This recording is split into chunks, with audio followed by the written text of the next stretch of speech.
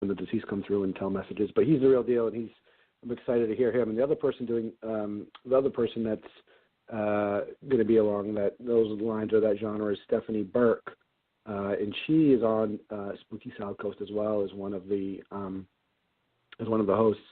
And she will be performing seances, and she's been intuitive since she was a young child. She's a Reiki master. She's been, connecting with others from other dimensions of the world for quite some time now, and so she's going to be on as well to perform some seances to connect with those that have passed on. So, and I don't know.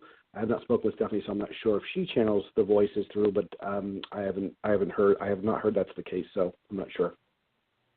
Yeah, I don't think that typically they do channel the voices nowadays. But when in the 90s, I went to Hawaii and I met Arthur Pacheco. Remember Arthur Pacheco, TJ? Oh, and yeah, Arthur he was very channeled. famous. Is he still alive? Yeah, he died. He died about, I don't know, between 5 and 10 years ago. Yeah, he died. He moved out. He moved out of Hawaii.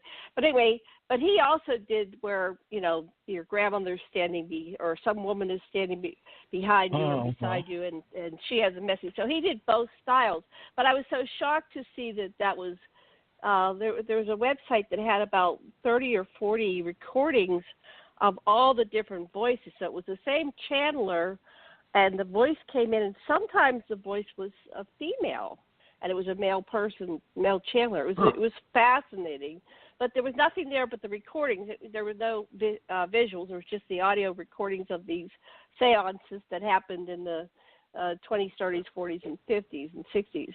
So anyway, that was an old style. I guess all those people are dead now. I don't know any of those people are alive. Except for that one that did the conference where you are, TJ. Remember I was telling you, what was his name? You guys did a big conference in Florida. James Van Prague. He's fixing, we brought him to Pensacola, but he's fixing to do the living. Oh, yeah, I love James because he had 2 TV shows that he was working on. Remember, you like The Medium, and what was the other one? I don't remember him. But James, I James don't think he does that style. No, I don't think he does that style either, Not but he was there. Yeah, he was there at these recordings, and there was a young James Van Prague, and during one of the things, the voice that came through, whoever it was, said, "And you, James, you're going to be a very famous psychic, and you've got to start doing your work because you're sitting there just in the audience, just listening to this. You need to be doing this work." And so that's what got him started. Was this voice from the other side? I don't know which one it was. Said, "No, wherever they were doing these seances." Where they had the voices. So the one woman you're talking about, she calls it a seance. Where was she? I'm on your site. Oh, Stephanie Burke. Tell us about Stephanie. Yeah, Stephanie is from Massachusetts, and it helps host the show Spooky South Coast along with Tim Weisberg. And she is basically an intuitive. She has been helping others connect too, as well with those that have gone beyond. For many years now. She really, enjoys the paranormal as well, and it's been with her since she was a young child, especially being an intuitive. And she basically uses her gift really to help other people, understand more about death and that loved ones, are there, and that, death is not the end of our spirit, our soul, our essence. And so she helps people, connect with that. She's also a Reiki master, so she does some healing as well, helps people heal from past traumas. She's been doing that for over 10 years. She's on Saturday evenings on her show, Spooky South Coast, and I have not met her yet, so I'm excited to meet her and hopefully participate in one of the seances, although the paranormal side does tend to do shy away from it a little bit, kind of freaks me out a little bit, but yeah, it'll be exciting to chat with her. She studies with James Van Prague and mediumship development too. Stephanie Burke. Absolutely. So yep. And she goes through some of the stuff I do. Excuse me. Embarrassing. I had the chokes when I came on. Yeah. It was like, where does that come from? So Jaimy, what are you going to present?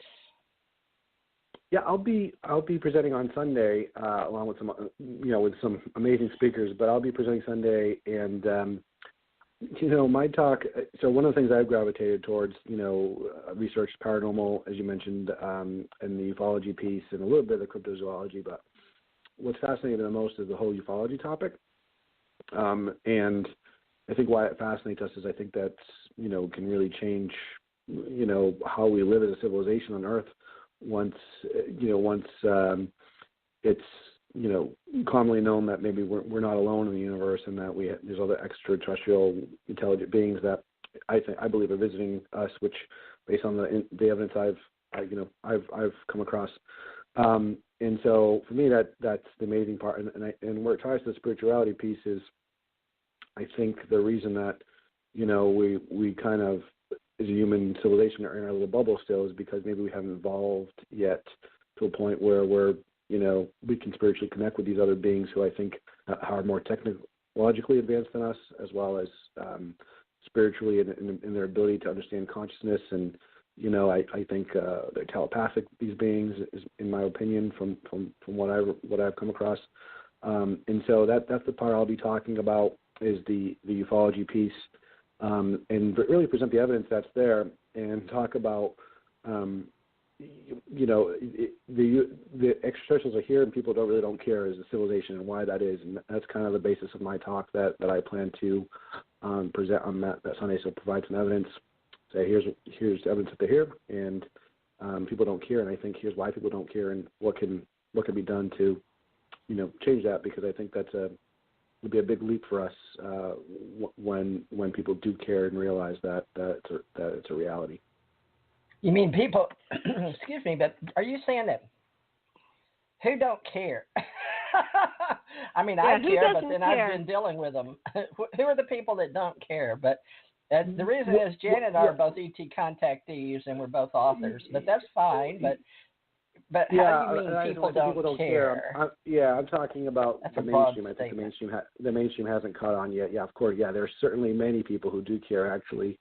But for the most part, I think everyone focuses on the what they have to do, their daily job. Everyone has. It's a world of go, where there's more people interested in what the Kardashians are doing versus this topic, for that example. So that's the kind of that's where we are as a civilization, and I think eventually that will change, and when it does, that'll be a big leap for us.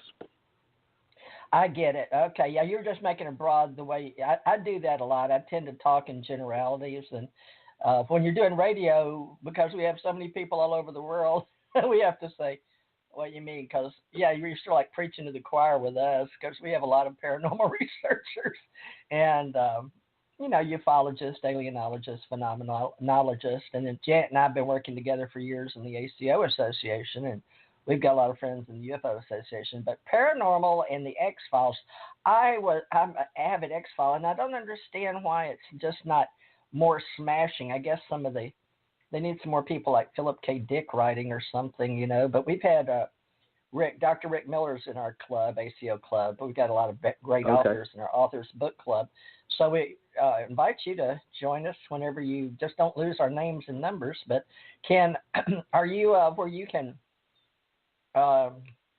do other books now? Are you going to continue doing authoring? Are you going to get more into the psyche or EVP, or what do you have planned? Doing more events, or give us an idea of the future?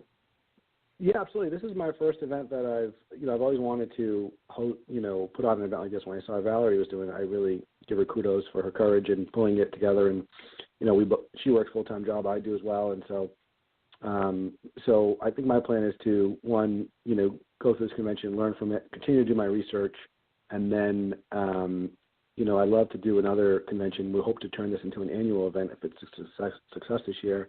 Yay! And continue to really help help people understand about these topics and really what's happening out there.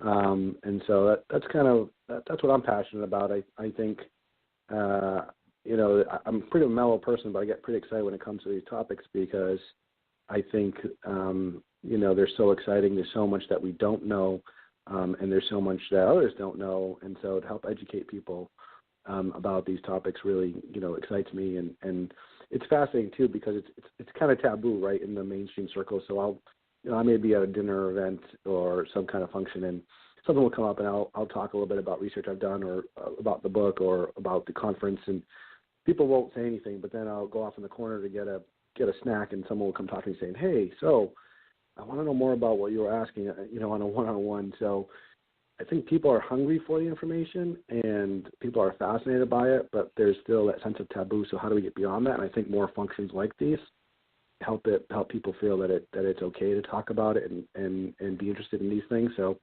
that's kind of my plan, is to help just spread the word and drive awareness around these, all these topics. And of course, I'm a fan of the X-Files show, so of course, we'll also have that aspect of it as well. Well, what a great venue, Crown Plaza. Oh, it's awesome, folks. So, and the price is right. I mean, are you believing that, Janet? $60? But it's way up there in Rhode Island, folks. That's a great price. Yeah, awesome price. So you guys, this is a beautiful venue. They're going to have exhibitors, and who's helping bring in people, because it's way up there, folks. It's but I love Rhode Island, and he's right. Now there's a big 3M company up there, isn't there? Are you familiar with the area since you live up in Rhode Island? Have you seen the 3M? Yep, 3M is there. We have Hasbro, the toy company. They're pretty big here in Rhode Island as well. So they make all the Mr. Potato Head, all the Hasbro toys. They're right up the road and just right around Providence. So yeah, it's a beautiful area. Stay Rhode Island's a fantastic place to visit for your listeners who, would need to travel. I highly recommend it. It's Warwick is beautiful. You're within short distance to the water anywhere you go. So if you love the ocean, Rhode Island's got plenty of that around, it's a beautiful location. The state, where I live down in the southern part of the state, down in Newport, awesome beaches. I know it's a little cool for that here in Rhode Island, but they're still beautiful to come see and visit. A lot of great restaurants, so it's a beautiful state. And again, Warwick is pretty much centrally located, so you can be anywhere within the state, probably within about half hour, whether you want to go see the city, Providence, which is a cool little city, and if you want to go to Boston again, it's only an hour north, and then down south, as I mentioned, great beaches, great lighthouses, very New England colonial type feel to it here in Rhode Island, and a lot of history as well. If you're interested in some history, there's history here as well. In Rhode Island? Yeah, I was. Go ahead, Jenny, you mentioned. Yeah, it's beautiful. I was up there years ago. We were teaching Tantra, and some clients flew us up to Providence. And apparently my ancestors are from that part of the world, Connecticut and Rhode Island, and they came over to Pittsburgh across Pennsylvania on a Conestoga wagon. That's the story my grandmother told me. So you were going to ask me a question. Go ahead. What were you asking? Go ahead. You said. I was going to say, earlier, Jenny, you asked about Paul, and whether I'd known him, and I do know him. I met him several times. I was going to say, too, about the conference that he on the paranormal side, he is amazing speaker and fascinating. Some of the research he's done, as I mentioned earlier, go back to Ed and Lorraine Warren, and one of the, he has pictures of things he's captured, which are phenomenal, that he shared in prior presentations. But one of the most amazing stories he ever told me was back in the late 70s. He got a call from Ed and Lorraine Warren for a case down in Connecticut in Bridgeport, and because I asked him one time, had he ever been physically interacted with any of the paranormal beings, and he told me this story. He said the craziest thing that ever happened was he went down there, and when Ed and Lorraine and he got down to the house in Bridgeport, he said the firemen and the police were outside of the home. Did he tell this story on your show? Mm-mm. Oh. No, so he said yeah, go ahead. Yeah, so the police and the firemen were outside the home, and he said, you'll never forget their faces. They were just pale white. They refused to go into the house. And when he walked in, he said, I'll never forget what he saw. He said the refrigerator, normal-sized refrigerator, was floating in the kitchen. So it was poltergeist activity. And there was a young girl, I think she might have been a young teenager, maybe 11 or 12 years old. He said she was in the corner, and everyone was so afraid they wouldn't go and get her, and she was in the corner just kind of cowering And he saw her. He saw the refrigerator full. And he went to get her. And as he did,